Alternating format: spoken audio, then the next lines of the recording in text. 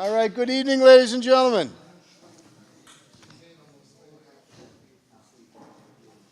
My name is Michael McCusker. I'd like to welcome you on behalf of the Housing Partnership to our community engagement. The goal tonight is to collaborate on a strategy for affordable housing production. Every person in this room tonight has an important role to play, and we want to ensure that every voice has a chance to be heard. I would like to ask you to help us to do that during the first part of this evening. The needs assessment presentation by holding all your questions. Staff will be available during the group exercise and after the workshop to answer any questions you might have on the data. We'll be able to get you to the interactive part of the evening more quickly and with more time available for all your input. During the group exercises, you can help us ensure all voices are heard by taking turns, being mindful of your time, and making sure everyone can weigh in on the questions. Work to find areas of consensus in your group and respect the ideas and the views of others, even if you may disagree.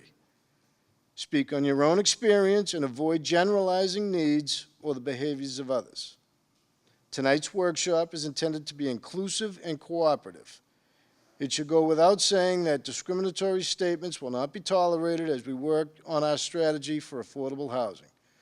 The Housing Partnership will make all materials generated tonight available on the town's website, and Westcat is filming this evening as well.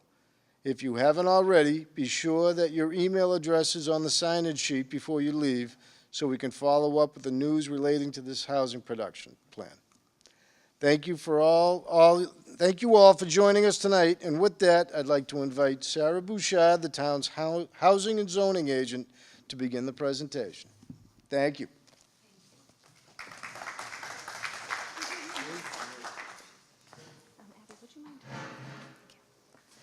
Good evening and welcome. Everybody hear me okay? All right. So my goal for tonight is to keep this presentation as short as possible so that we can get into the more interesting interactive portion of the evening as quickly as possible. But briefly, to establish that framework, I'd like to go over what exactly a housing production plan is. A housing production plan, it's a document defined by Chapter 40B, which is the state's housing law. It encourages municipalities to meet its 10% obligation affordable housing at a pace it can control. The document assesses market needs, it lays a vision for housing production in that community, and it identifies strategies going forward. Westwood does not currently have a housing production plan, and so this is a new document for us and a new process for us to begin in producing it. So a lot of people have heard about 40B and about this 10%, but what does it actually mean? It's a little bit complicated. So to clear up some myths on this, 40B is known as the Comprehensive Permit Law. It's formerly known as the Anti-Snob Zoning Law. It is a law that defines all requirements related to affordable housing. It's a streamlined permitting process that encourages development of affordable housing by removing regulatory barriers. It establishes authority for reviewing comprehensive permit applications with one entity, which is the Zoning Board of Appeals, which replaces the multiple boards and regulations that a development proposal might be subject to if it did not include that affordable housing. It sets standards for fair housing, so any affordable housing that's permitted through a comprehensive permit under this law has to be marketed fairly and go through a fairly comprehensive marketing plan to make sure that it's identifying groups that would not traditionally have the opportunity to apply. And it establishes all of the parameters for income eligibility for that housing. The subsidized housing inventory is the list. Towns have to meet a statutory minima in order to satisfy its obligations under Chapter 40B. 10% of total year-round housing units is the most common parameter that towns qualify for. There's also other statutory minima, 1.5% of total land area being affordable. that's not really relevant for a town like Westwood. 10% is the more applicable statutory minima that we would work towards to meet our affordable housing goals. And the Housing Appeals Committee is the committee that would review a development proposal under 40B. If a town had not met its statutory minimum and a zoning board were to deny a permit for an affordable housing development, the Housing Appeals Committee would be the appeals group that would receive that application. And they have an obligation by regulatory design to heavily weigh the construction of affordable housing in the region over local concerns. And so the ZBA must demonstrate if they deny a permit or they impose what the developer considers unreasonable conditions on approval. The ZBA must meet a pretty high threshold in order for the Housing Appeals Committee to side with it. It's a pretty high threshold. So what is affordable housing? Affordable housing that qualifies for the subsidized housing inventory, the list, can come through comprehensive permits. So when a developer submits for a comprehensive permit from that zoning board of appeals in the process I just described. The local initiative program is also defined in Chapter 40B. Those are units typically created by some sort of local action, whether it's a planning board decision or some sort of requirement from the zoning bylaw. Affordable units created that way enter the subsidized housing inventory through the LIP program. Group homes can qualify to be on the subsidized housing inventory. Any unit that receives funding from DDS or DMH, those units are reported directly to the state for inclusion on the SHI. Public Housing Authority inventory qualifies to be placed on the SHI. And then just, I don't know if Yadrid can read that, what affordable looks like. Affordable units are available to income-eligible families, and these are the figures for fiscal year 2018, just so you can see what that actually looks like. For a two-person household, the income limit is $64,900 annually, $81,100 for a four-person family.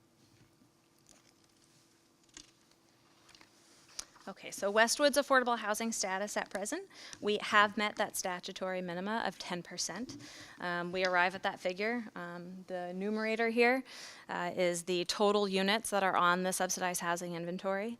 So we currently have 576 units listed on the SHI, and then that bottom number is the census number from 2010, our most recently available census figure on year-round housing units. So that's the total for Westwood. 10.6 is our figure at present. We do expect that that will change when the census is released in 2020. And, you know, we are working to make sure that we maintain that statutory minima.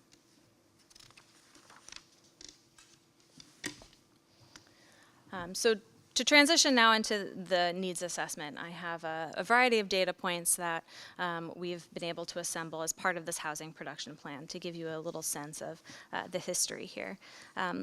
History of growth in Westwood, the vast majority of population growth occurred between 1930 and 1970, but it's not expected to grow in the next 15 years.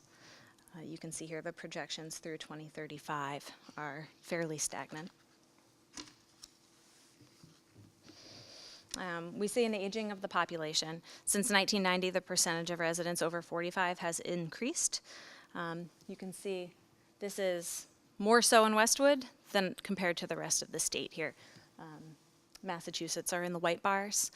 So you can see here as we move forward from 1990 through the year 2000. And then 2010, we see an aging of the population in Westwood that exceeds that of the general population in Massachusetts. Today, there's very few young adults. It's a hole in our population here. This is from 2012 to 2016. We see that compared to the rest of the state, we have a significant decrease in that population. School enrollment is always a question that comes up when we talk about projecting and planning for housing. And this is data that was provided to us from the school system and their consultant that they work on. The historical and projection on school enrollment is fairly static. We don't see any significant projected increases or decreases. the anticipated needs are at level. So moving on to information about Westwood's housing market. Westwood has no vacancy, which is kind of an unusual statistic. A healthy vacancy rate for either rental or ownership is typically 7 to 8% for rentals and 2% for home ownership. With no vacancy, we see higher land costs, we see difficulty in locating and securing housing for people who already live here or want to live here. Barriers to entry for first-time home buyers, for sure. Some inflated and market costs of living, which in turn can impact things like property values and taxes. A greater proportion of homeowners in Westwood are cost burdened. We see the impact of this in a data point about the household cost burden compared to both, renters and owners. We see cost burdened and significantly cost burdened stretched both between renters and owners.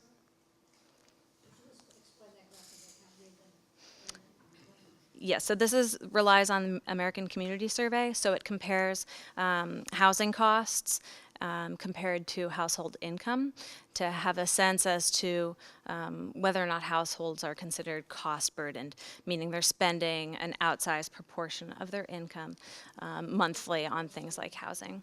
So on the top, the blue bar is severely cost burdened, the green bar is cost burdened, and then the bottom is not cost burdened. On the left are renters, and on the right are owners. We see that cost burden is shared through both of those groups. Westwood's housing stock is not diverse. It skews very heavily towards owners. It offers fewer opportunities for renters. And that's more so in Westwood than compared to the rest of the state. Similarly, we also have a high proportion of single-family homes versus other forms of housing, two families and multifamily buildings. So we rely fairly heavily on our owner single-family market here in Westwood. And just to get a sense as to an additional barrier that can create, this slide talks a little bit about the barriers to entry on the housing market for the young first-time home buyer, which tends to be a demographic that commonly we look at when we're talking about the market for single-family homes. Substantially greater barriers to entry to that market today than compared to the past. You'll see that while the median income has gone up for that age group, the median home sale price is significantly higher. And these numbers for 1980, I believe it is, are all indexed to inflation. So the median home sale price was not $506,000, but indexed for inflation. So we have an even comparison. Students are graduating with more debt. More students are graduating with more debt than in the past. So it's much more challenging for people to be able to enter the market in Westwood than it was. Statewide, the housing production in Massachusetts is at one of the lowest rates in the country. You can see that between 2010 and 2016, Massachusetts added 246,000 residents, 353,000 new jobs, but permitted only 81,000 new housing units. Leading policy experts in the field point to a housing crisis really as a pivotal factor in an eventual economic stagnation, that eventually there's a tipping point when there's not enough housing. You tend to see less investment in those jobs and local economies to be able to run. So in the big picture, housing is a regional crisis. Affordable housing is a priority in Westwood. It has been for many years. Westwood has a long record of being able to meet some of its affordable housing goals in a way that other communities in our area haven't. So we are continuing to make it a priority in Westwood, and we have to be prepared for these demographic changes that we see with the aging of a population by planning for housing choice for all. I think now is a good time, too, to remind folks that with 40B, meeting that 10% can sometimes be, it's a red herring. Westwood, whether it's above or below that SH requirement, the housing crisis regionally will still persist. And meeting that 10% goal allows us to have some of that local control on what we build and where we build it, and make sure that the housing that we construct going on the SHI meets local needs and fits the demands of our particular market. If we drop below that 10%, we lose some of that control through that process to the Housing Appeals Committee. But hitting and maintaining that 10% is a top goal of the town because it gives us that local control that we're looking for to meet the needs of our residents. Public engagement is an important part of a housing production plan. We started our public engagement portion of this process with a housing survey. It was open for 3 weeks. We got over 200 responses to the survey, which we thought was a pretty good showing. The vast majority of the people who took our survey were employed full-time or part-time or retired. Household income was fairly high. It definitely skewed toward the higher end of household income.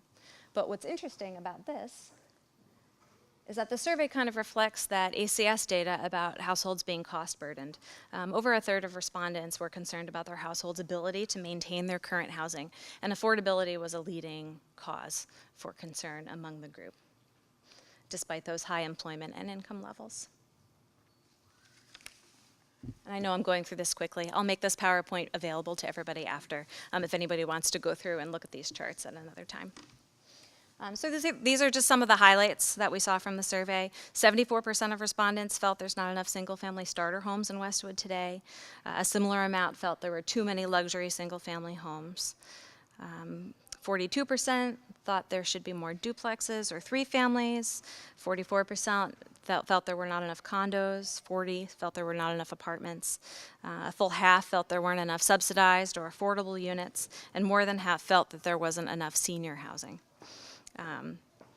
So this is just a sampling of some of the strongest findings from the survey. When considering qualities for new residential development, the 3 qualities with the strongest showing in the very important designation were affordability, proximity to public transit, and promoting preservation of open space. The percentage of respondents per category were in the very important category here. Promoting open space was reflected strongly elsewhere, with a preference for vacant and underused lots for development being shown in another question in the survey as well. So there were a series of questions on the survey about housing stability measures. How should the town prioritize funds and programs and initiatives towards helping keep people in their homes or in Westwood? So we can see here that, a pretty strong majority here thought that encouraging accessory apartments and affordable housing production were a high priority.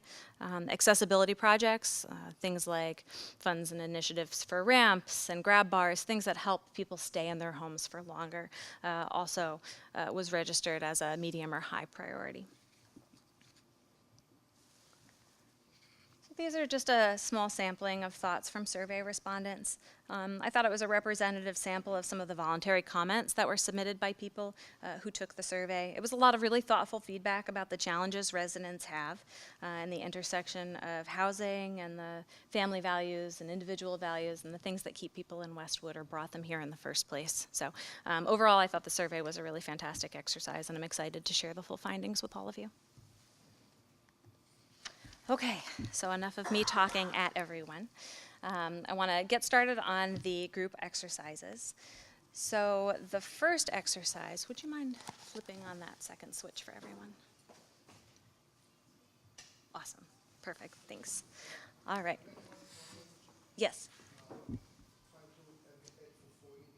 Mm-hmm.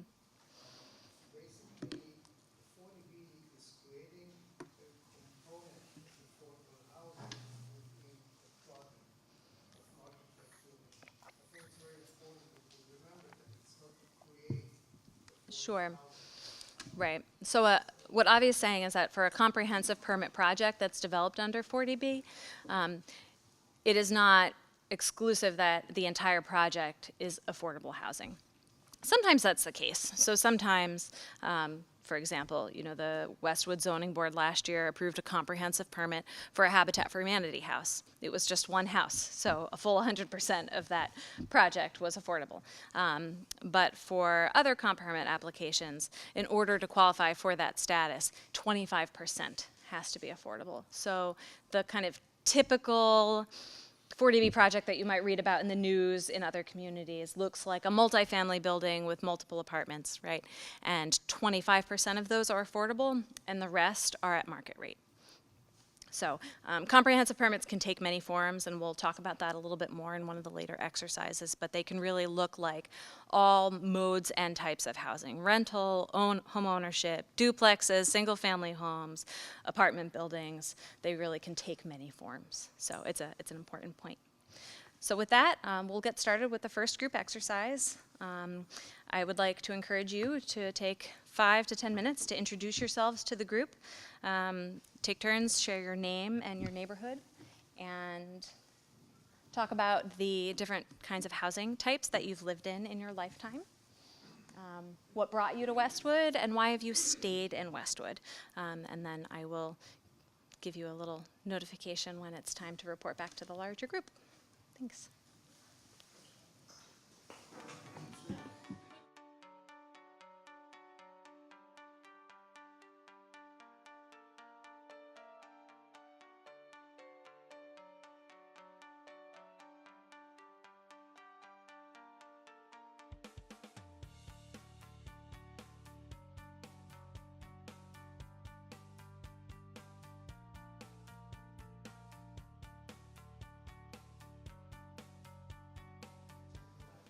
I'm going to invite the leaders of each group to report back to the larger group. I will be passing the microphone around, and I'd like each leader to report back to the whole group the top 2 qualities that seem to be in common for why people move to Westwood and what has kept them here.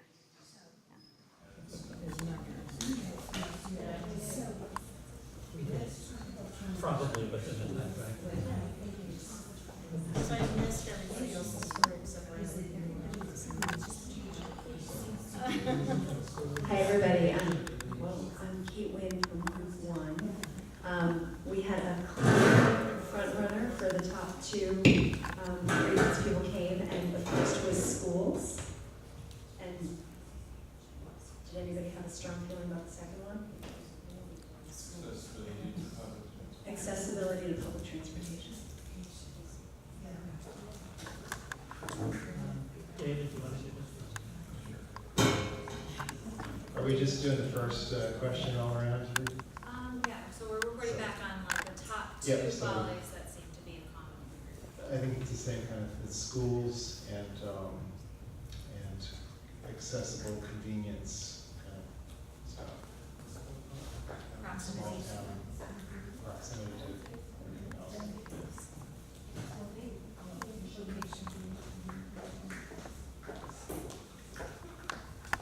Hello, I would say we're going to be redundant here. Jane O'Donnell, and I think we're going to be a little bit redundant here because our group is agreeing that schools and location would be what we must have in common. Interesting, this group, most folks here are either have their children have already left the nest, or they're, at that end of high school, and they're all in a position of thinking about what that means for them, whether they'll stay or whether they'll go, and what the implications are with that and the housing they have.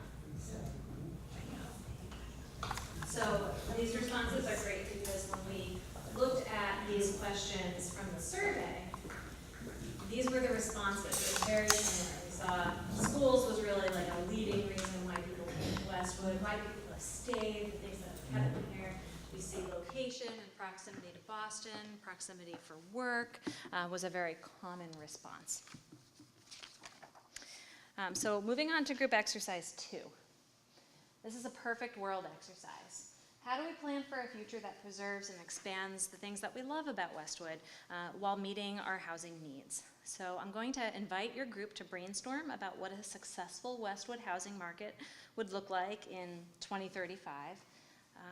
Just picking a date out there in the future.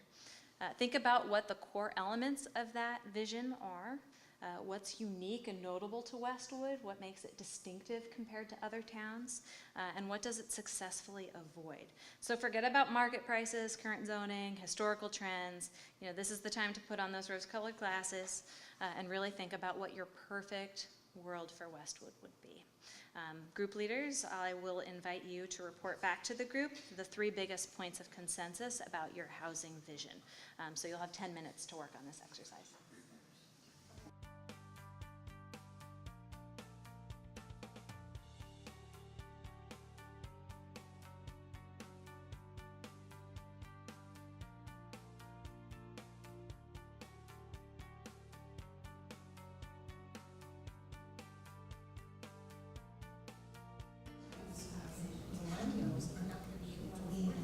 Okay, so we are going to transition to reporting back to the larger group. I'd like to invite each group to share with the larger group kind of the summarized version of what their perfect housing market in Westwood would look like. Are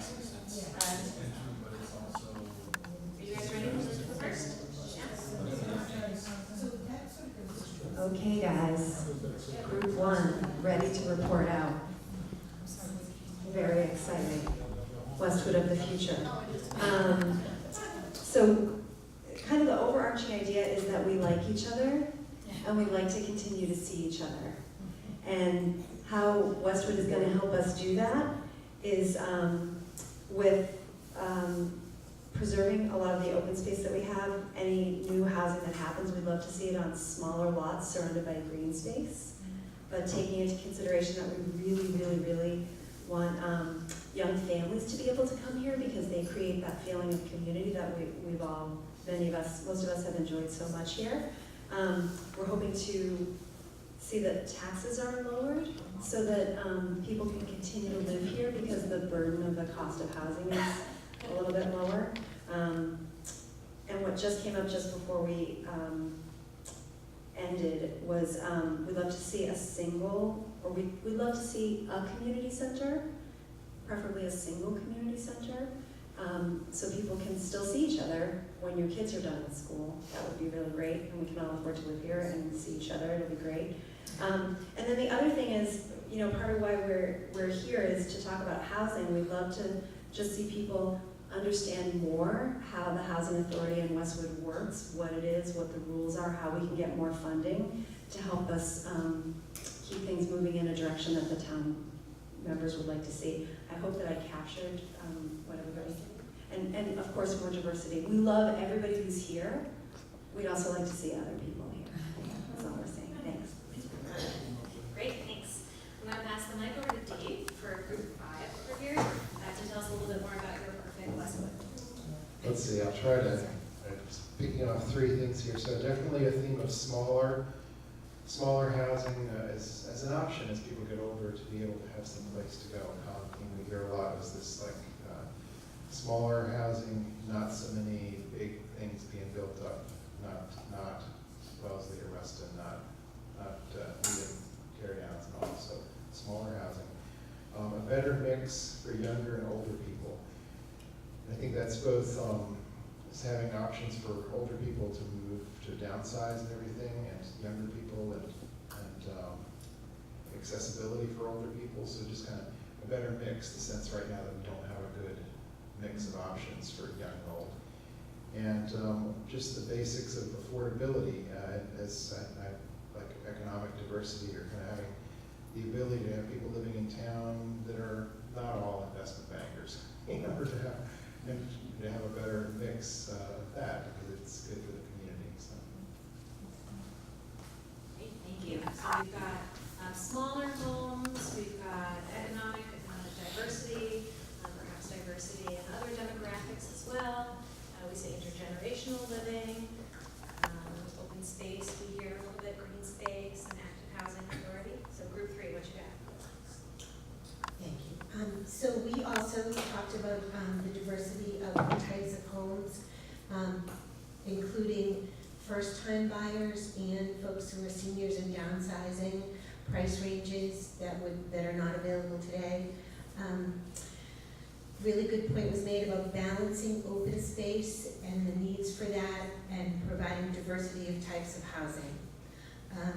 The most important point that I heard from this group that hasn't been particularly brought up yet was the sense of community that we have today is a concern, where people who grow up here can't necessarily afford to stay here.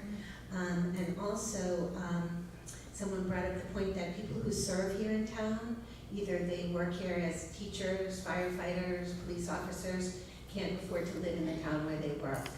And so that would be a goal for our perfect world, that more people who actually serve the town could live here.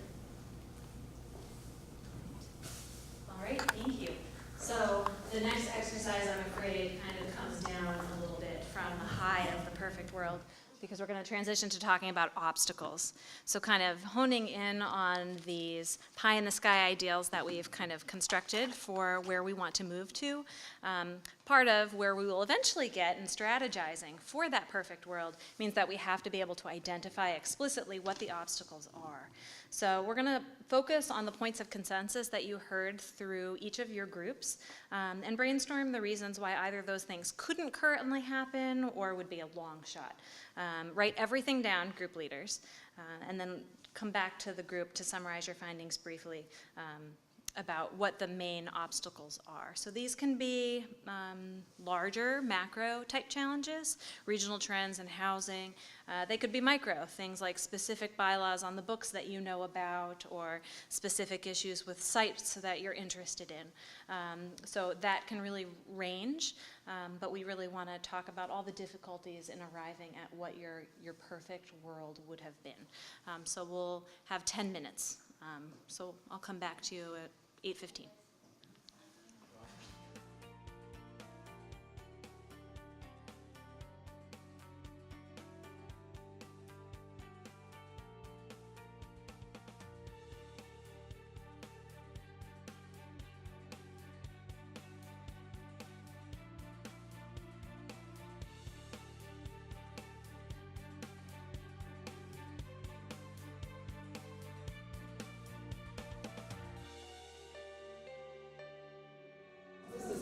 All right, everyone, are you ready to present? Oh, and we hear all those things, and we started out with what? Okay, a quick summary. Top challenges is, number one on our list was the intention of developers. In Westwood, the obstacle is that their intention is to make money and get a good return, and our intention might be to have a really lovely town, hitting all these other areas.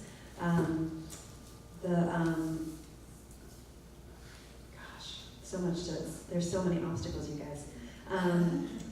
Another big one was our housing authority seems to be lacking in resources to meet the needs of our economically diverse residents. We could learn a lot more about that, I think. I'm not even sure what else to say about that one. Other ideas that our town does not, an obstacle is that our town doesn't have its own services, electric and cable, like Norwood does, some neighboring towns have. So that keeps our cost of living here a little bit higher. And inflexibility of our tax rate, or opportunities for people to potentially defer taxes until they sell their homes if they're having trouble later in life to meet that tax burden. I'm sure you guys will hit on others. Is there anything my group would really love for me to say that I haven't said? Thank you.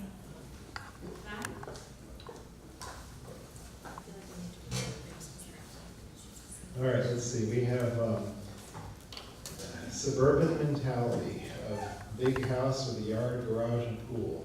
So the idea that that's what people want, and so it's hard to go against that. Builders build for the biggest profit, so there seems to be no incentive for builders to build the smaller types of houses that we might prefer. Not enough buildable land. The current zoning, large lots, doesn't encourage smaller houses. The idea that if we did find a way to add like 2,000 units, then the town would explode, that there'd be, the increase in the size, the number of people in all of the town, that people would be resistant to that because it would change things too much. And that housing prices would drop. The impact of actually achieving affordable housing is, of course, to your house is inflated, might not be inflated anymore. Public resistance to density. So if we could build up in a lot of places, but we know there's public resistance to that. And, you know, maybe resistance to just how that would change, with different types of people moving into the town, that it would change the way the town is, that there's a resistance to how that might affect the climate. Yeah.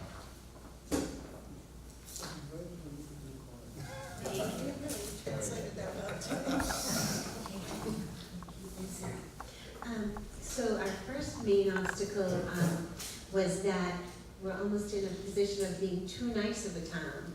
That the demand here is so high that our housing continues to increase, and we are victims of the market forces of the housing crunches. And generally, we feel that's because of the school system, and people want to be here because of the schools. So that's sort of stable and never changes. So people are willing to overpay. The second obstacle was the cannibalization of small houses, intimate mansions. Our group thought it would be really interesting to think about an incentive for homeowners, giving them some kind of a benefit to sell to folks that we're talking about, the diverse group that we're talking about having interest in bringing into Westwood, like young couples and seniors trying to downsize, folks, a more diverse population than what we have now. But that is a huge problem that, you know, builders are grabbing the houses and paying much more than the average person can afford to do. Thirdly, important point that this group talked about was it's a goal in our town to try to increase our commercial tax revenue base, and that is, and also at the same time create a diverse, affordable housing, and that at times feels very much at odds with what we're trying to do for affordable housing. It feels right now that there's a heavy emphasis on the commercial end of it to bring that revenue in. So this group feels like it will be, in order to sort of the rose-colored glasses dream that we have for affordable housing and diverse housing here, that the town would really need to commit to that vision, and that will be tricky with what we're trying to do with increasing our commercial tax base. I love that some of the groups jumped through obstacles and started to come up with some strategies and ideas, which I really like. Not focusing too much on these obstacles, but they are pretty significant obstacles. The bad news is that some of these are pretty daunting challenges, particularly when you're talking about the market and market forces that cause the kind of development patterns that you're mentioning as being problematic. So while that's the bad news, is that these challenges can be daunting, the good news is that Westwood is definitely not alone in most of these challenges. Nearly every municipality experiences one or more of those obstacles at some point along the way. So I am going to take a brief break from group exercises just to review some of the commonly found strategies in the housing industry and across the state. I've read a lot of other housing production plans in the last few months. I think I've read nearly every one that's been certified by the Department of Housing and Community Development, and they very often reference similar themes, especially in the more suburban communities like ours. So we see that what other municipalities are proposing to do in their housing production plans. We see a lot of rezoning as a tactic. We see some inclusionary zoning as a way for municipalities to boost the deed-restricted affordable units that are available to income-eligible families, so in the zoning bylaw it says if you want to construct a particular development, you have to make some percentage of that affordable to income-qualified families. We see housing trust funds, tax credit investing, which is probably not as common of a tool in a town like Westwood, maybe more in the more urban communities, but certainly is a common practice. Land banks, a lot of public-private partnerships in order to get hard units built. Preservation of historical units, and kind of some interesting partnerships along historical preservation to be able to construct affordable housing in those properties. And zoning review and simplification, kind of like incentives to be able to encourage affordable housing development or the kind of development that you want. What are land banks? Do you have a good description of land banks? So It can be anything from something like our Westwood Land Trust that we have that actually raises money to go out and purchase either land itself or conservation easements over land to preserve that land. It can also be something accomplished through transfer of development rights, where you take land in one part of the town that you'd like to see preserved, and you actually buy from that owner their right to develop it, and you sell it to another owner of land in another part of the town which you would like to see developed. So another area where we can kind of avoid having to try to reinvent the wheel and look to see, what else are our options? What are some other ideas from other communities? This is a list of best practices that's been published by the state as part of its Housing Choice Initiative, which is a fairly new program rolled out by the Baker-Polito administration with fairly widespread bipartisan support.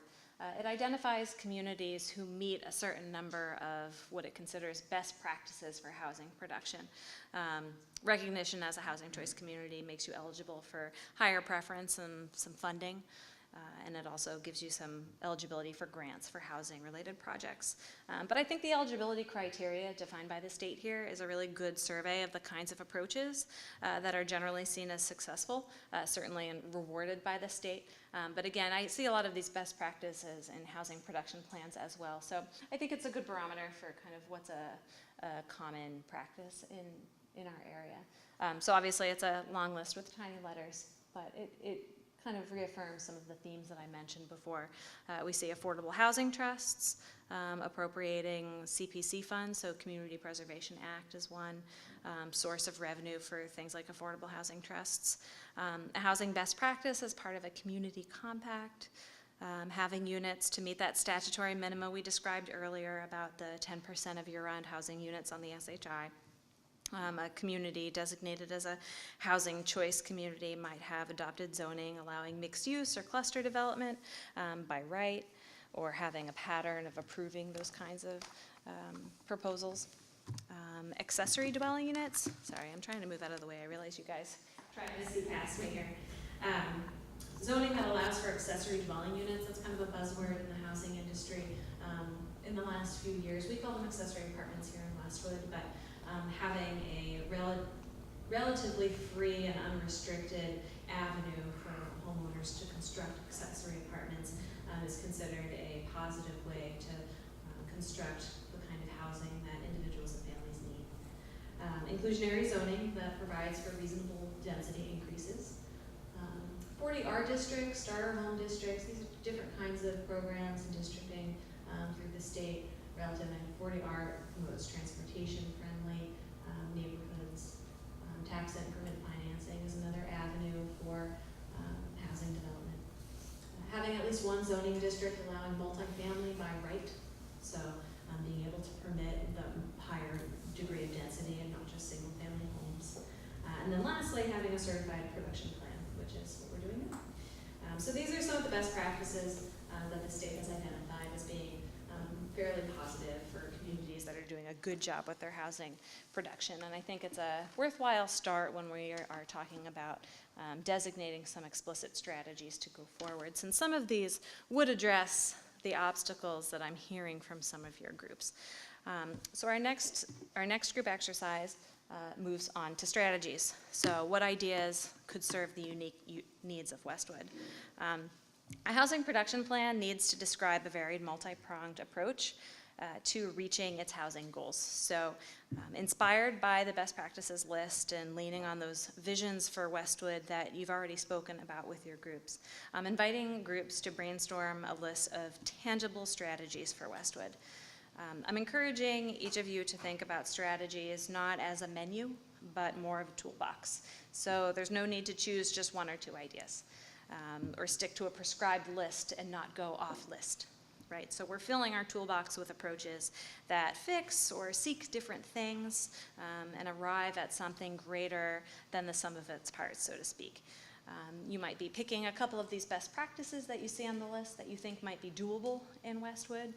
You might be expanding something that we're already doing in Westwood. We have a fair amount of these best practices kind of already ongoing in some way or capacity. But I'm inviting each group to kind of tackle these and come up with strategies. And feel free to move away from that best practices list. If you have other cool ideas that are really unique to Westwood, then I would encourage you to report back on that too. So we'll have 10 minutes to work on this one. Ready to go? Also, if you have any questions about something that Westwood is currently already doing, or a technical question about what our zoning bylaw says about something, Nora and Abby and I will be available to answer any of those questions.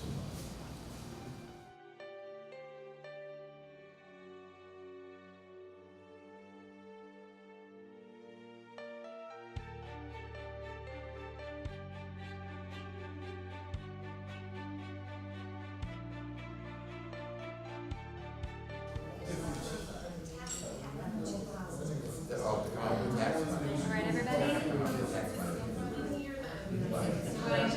Going to roll this group exercise into the next one.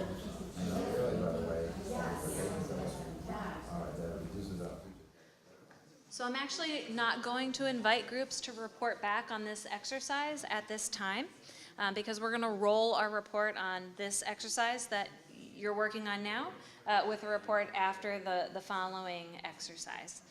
So our next exercise, group exercise 5, is about strategic zoning.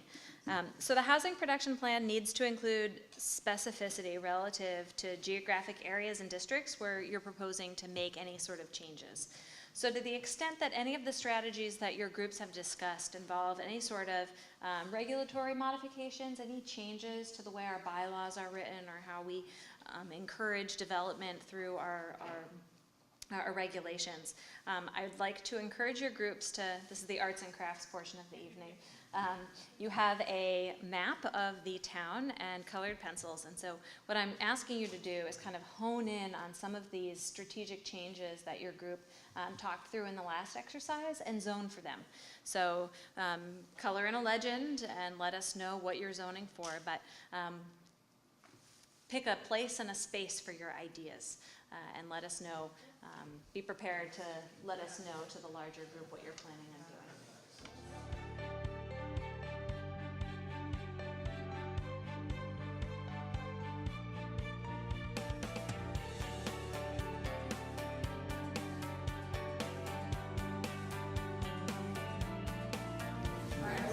Okay, everybody? I know there's a lot of really good conversations still ongoing, so I hate to interrupt, but at the same time, I want to be respectful of your evenings and your desires to get home and spend time with your family. So I'm going to encourage our groups to present some of their conversations that they had. I know the map was a little bit difficult, so if you struggled with identifying zones and areas in the maps, please be encouraged to just jot down and summarize to us in your presentation kind of general, what you were going for, what you were striving for. I know the map was a little small, hard to read, so I'm going to start over here this time. Yeah, so I'd invite you to kind of summarize some of your ideas, because we did have a chance to present the ideas, and then if there are geographic locations that match any of those ideas, briefly tell us a little bit about that as well. Thanks, Sarah. So first of all, our group was very much in favor of multifamily cluster housing, and how they represented that was they thought it would be really impactful for the town to solicit the multifamily homes that we have now in town, when they go up for sale, to actually purchase them before they go for, well, when they go up for sale, to purchase them for affordable housing, and to proactively put a plan in place to solicit current owners of smaller ranch, cape, single-family units to see if they have an interest in selling to the town for affordable housing. How we mapped that out was we used the legend for the Washington Street area, where there already are significant amounts of duplexes and two-family homes, and we also put on our list of 109 where those could be built in that area, or used for mixed use where there's housing and businesses, so that we really make a proactive plan to go after those homes before they come up for sale, and say to people, if you are interested in selling, to let the town know. same thing with the smaller ranches and single-family homes. Another idea this group had was to look seriously at the possibility of creating neighborhoods, sort of planned neighborhoods, where there would be starter area homes, and create like a little mini community. And also for folks, same exact principle, where people who are downsizing and want to stay in Westwood would create for, senior housing or 55 plus, and make sure they're deed restricted so that, as people got comfortable, they would be able to stay if they had more than 1 or 2 kids, and they'd move on so other families could come in. And the same thing for the senior housing, so that as people moved on, it would stay senior housing.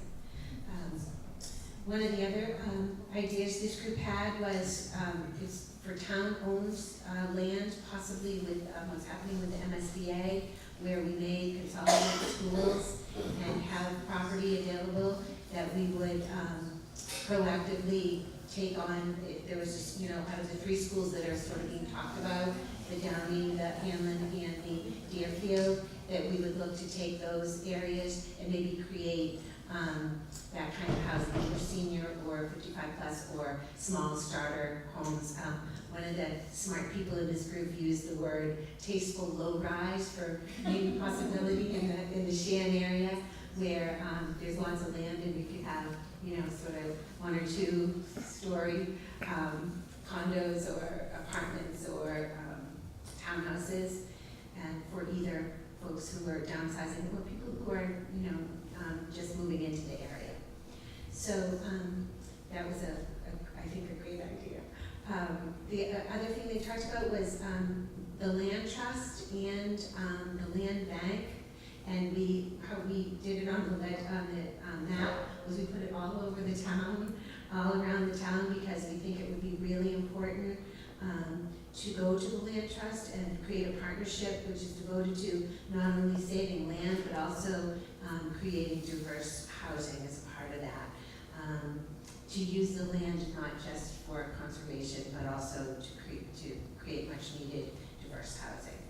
So, and then also an interesting point someone brought up was that to go to candidates and ask whoever's running in the town and ask folks who are running to make a commitment to affordable and diverse housing, to take a stand on that.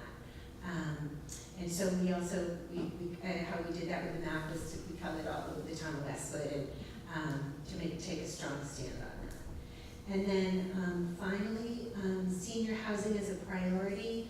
We had the same sort of premise with the town on the land based on what might happen with the MSBA project, and that if there were schools that were not going to be used any longer, a couple of the elementary schools, that they would take a proactive role in the town would solicit for senior housing or small sort of planned neighborhoods with small ranches and small houses that people could buy or rent. So I think that's sort of the creative stuff we had here. Yes.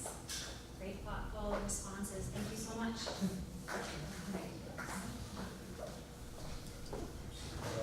I don't know if I can top that.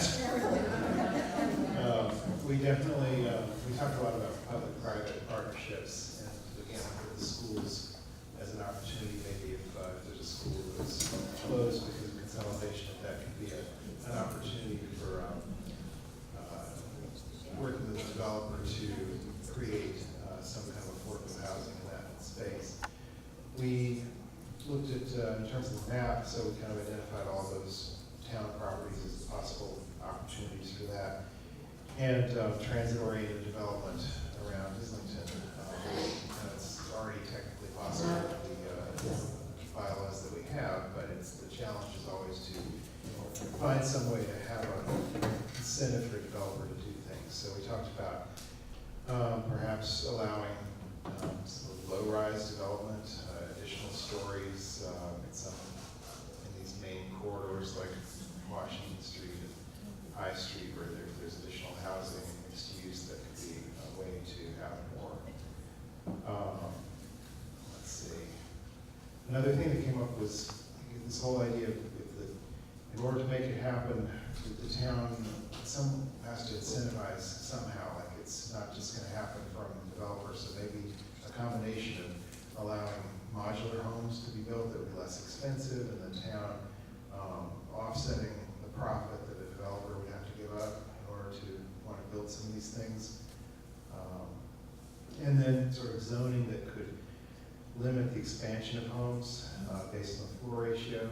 So to prevent both the sort of ever expanding homes and kind of force an alternative to be sought, because it wouldn't be possible to build them out as much. I don't know, what else did anyone want to do? We've talked a lot about taking all the schools and consolidating them into a 10-floor, one building, and then have all these other, those plots kind of available for housing, like they had, like the Sheehan. We thought about the Westwood Lodge. It is a big piece of land that can be kind of, or there might be some opposition there, we're not sure. And we thought that it would be a great idea to take Roach Brothers and turn the area there into a transit point, move the station from Grafton Street to that area and create housing there, and then get all the funds from the state for smart growth. Those were, I think, and some conservation and to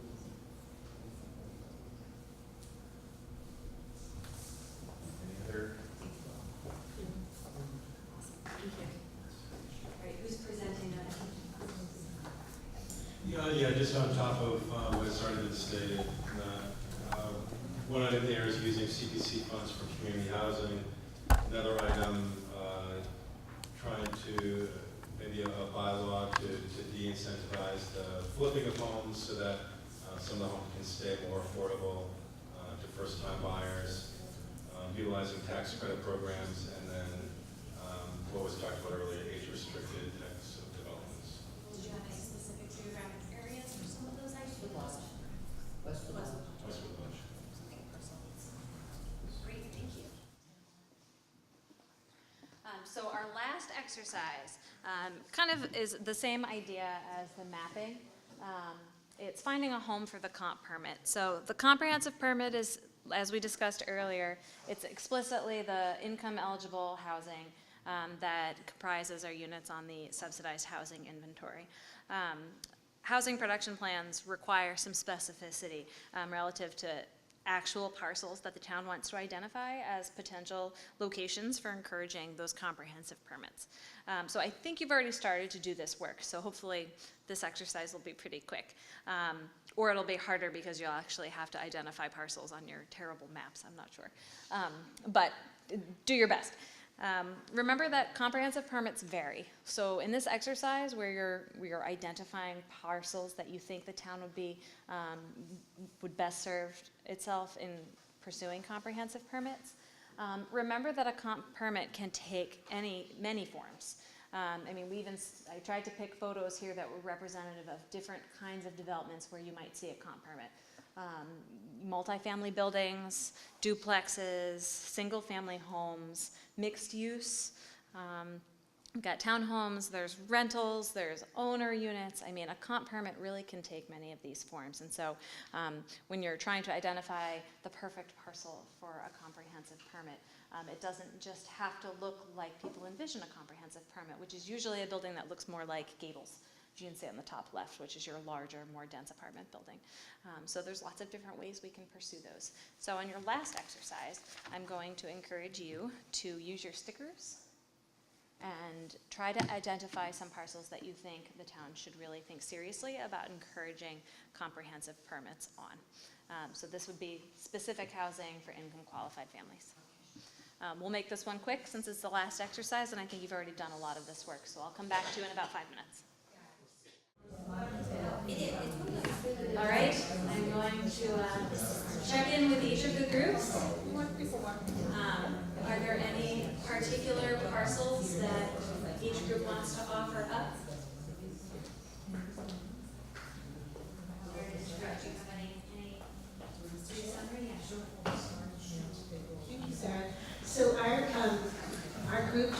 off with, the first place I think we should continue to really look at is based on the MSBA, what happens with that, if there's available school properties, either one or two of them, that we could focus on using that land for affordables and, people coming in and to the town and folks who want to downsize.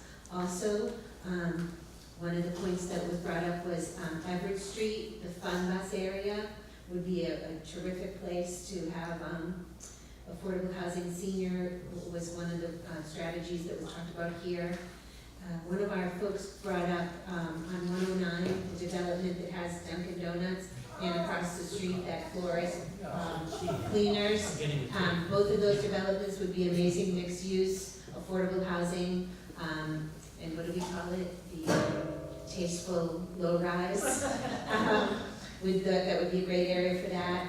And also, this would never be complete without talking about the tail end of Washington Street, which now has all abandoned buildings. That would be a terrific place to continue the mixed use with affordable units and developed.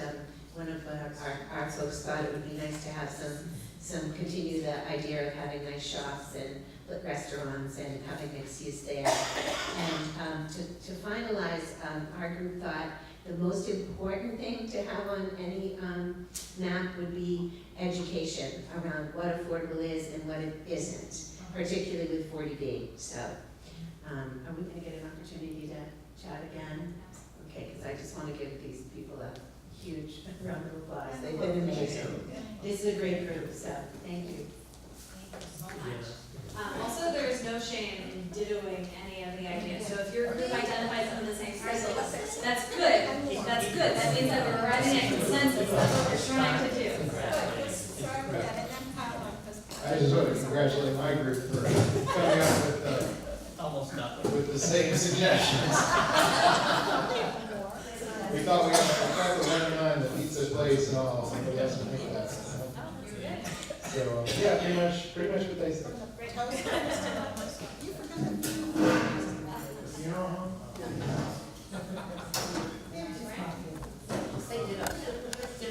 Okay, a lot of the same ideas here. Yeah. Okay. So that was the last group exercise. You guys are an amazing group, and I'm really thrilled with the participation that we had tonight. I'm really glad that you all came. The Housing Partnership, I know, is grateful for all of this input. I just want to let you know that I have all of your email addresses. If you didn't put your email address, we got everybody's email address, right? So we will be in touch about our findings. All of this will be on the housing page of the town's website. There's all of these great materials that your group leaders jotted down and generated. We will be putting on there. We will also be uploading, obviously, the final draft of the housing production plan when it does go live.